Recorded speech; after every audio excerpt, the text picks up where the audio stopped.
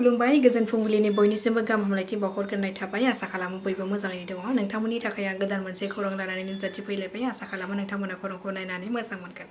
जम्मु काश्मीरनि शपियानराव फुंनि समावनो उदखारि आरो रैखाथि हान्जानि गेजेराव मोगा-मोगि जानानै गुलि गावलायनाय जाथाय जादों। सुलुंनिफ्राय मिथिनो हानाय बादिब्ला गिबियाव कुलगामाव आरो नैथियाव शपियाननि जिनपाथेर केलर ओनसोलाव उदखारिफोर आरो रैखाथि हान्जानि मोनसे जथाय हान्जानि गेजेराव मोगा-मोगि जालायनायाव गुलि गावलायनायाव सासे लश्कर-ए-तैयबा उदखारिया रैखाथि हान्जानि गुलियाव जिउ खोमायो।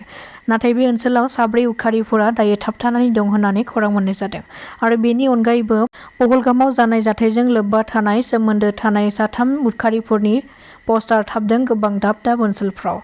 सोरबाफोर बिसोर उदखारिफोरनि खौरां बा सुलाद होनो हायोब्ला 20 लाख रां बान्था होनो थाखायबो फोसावदों सोरखारनिफ्राय।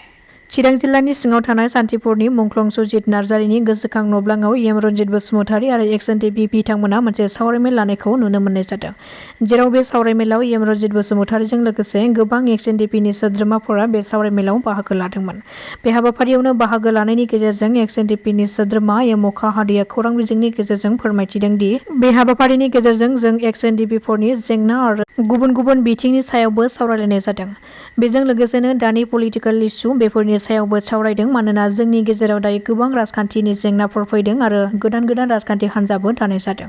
नाथाय जों बे गोदानै राजखान्थि हान्जायाव थाङाबालानो जों सिगाङाव जा राजखान्थि दोलोआव दङमोन बेयावनो थागोन आरो जोंनि थाखाय इउपिपिएल सोरखारानो खामानि मावगासिनो दङ। जेरै जेलाव थानांनाय एक्स एनडिपिफोरनि केसनि खामानिखौ दायो इउपिपिएल सोरखारानो मावगासिनो दङ। बिथांमोननि नाजानायावनो बावैसो सान सिगां एनआइए केसनि साबा एनडिपि सोद्रोमाफोरखौबो जिल्ला जेलसिम लाबोनो हाबाय होननानै फोरमायथियो बिथांमोना। रङापारायाव पाकिस्तानखौ मदद होग्रा शुकुर आलीखौ खादों पुलिसआ। मिथिनो मोननाय बादिब्ला शुकुर आलीया इनस्टाग्रामनि गेजेरजों भारत हादरनि हेंथायै बा पाकिस्तान जिन्दाबाद होननानै पस्ट लिरदोंमोन।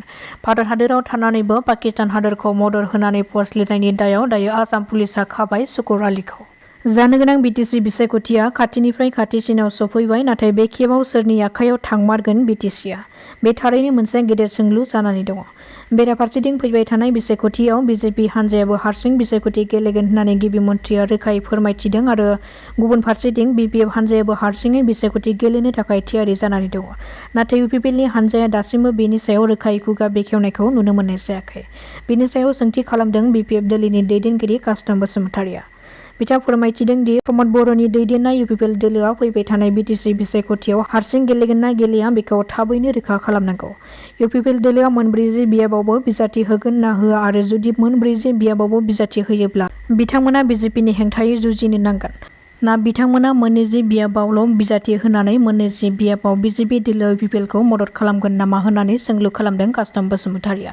बेजों लोगोसेनो बिथाङा फोरमायथि बावदों दि इउपिपिएल हान्जाया मोनब्रैजि बियाबाव बिजाथि होगोन ना मोननैजि बियाबाव बिजाथि होगोन बेखौ थाबैनो रायजो राजाफोरनि गेजेराव रोखा खालाम। जेरै हाग्रामा महिलारि बिथाङा गावनि बिजाथि होगोनखौ रोखा खालामदों बेबादिनो प्रमद बर' बिथाङाबो थाबैनो रोखा खालामनांगौ होननानै दाबि दैखांदों कास्टम बसुमतारीआ। रायजोनि दाब दाब ओनसोलफ्राव फिन बोथोरा गिख्रंथाव महर लानायखौ नुनो मोननाय जादों। जेराव रायजोनि दाब दाब ओनसोलफ्राव अखा बारहुंखा फैनायनि जाहोनाव गोबां सुबुंफोरनि न' बां बायनायजों लोगोसे गोबां जायगायाव दैबाना जानायखौबो नुनो मोननाय जादों। बेजों लोगोसेनो फिन आरोबाव रायजोआव बोथोरनि सांग्रांथि होदों बोथोर बिगियान बिफाना। गोबां दाब दाब ओनसोलाव फिन बोथोर बिगियान बिफाना हाइ एलार्ट फोसावदों।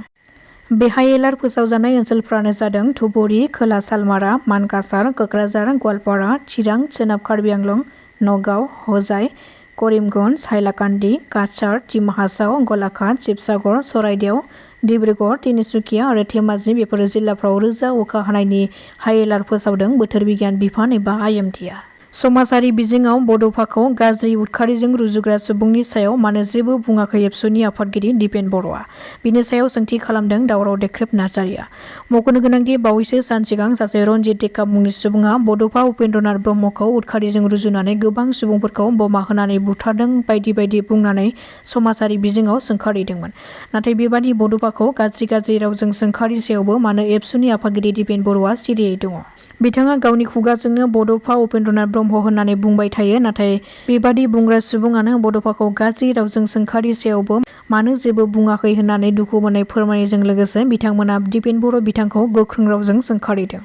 भारत आरो पाकिस्ताननि गेजेराव गिख्रंथाव दावहा नांबाय थानायनि थाखाय सोलिबाय थानाय IPL 2025नि आद्रा थानाय मेचफोरखौ केन्सेल खालामनाय जादोंमोन BCCIआ आरो बेजों लोगोसेनो IPLआव गेलेफैनाय गुबुन गुबुन हादोरनि गेलेगिरिफोरखौबो रैखाथि दैथायहरफिननायनि थाखाय थिरांथा लादोंमोन। नाथाय दायो फिन IPLनि आद्रा थानाय मेचफोरखौ फैगौ 17 मेनिफ्राय जागायफिननो थाखाय फोसावबाय आरो IPLनि फाइनाल मेचखौ 3 जुनाव जागोन होननानै खौरां मोननाय जादों। दासिमनि खौराङा एसेनोसै। नोंथांमोना खौरांखौ नायनानै मोजां मोनदोंब्ला चेनेलखौ साबस्क्राइब खालामनानै लानो हागोन। गोजोन्थों।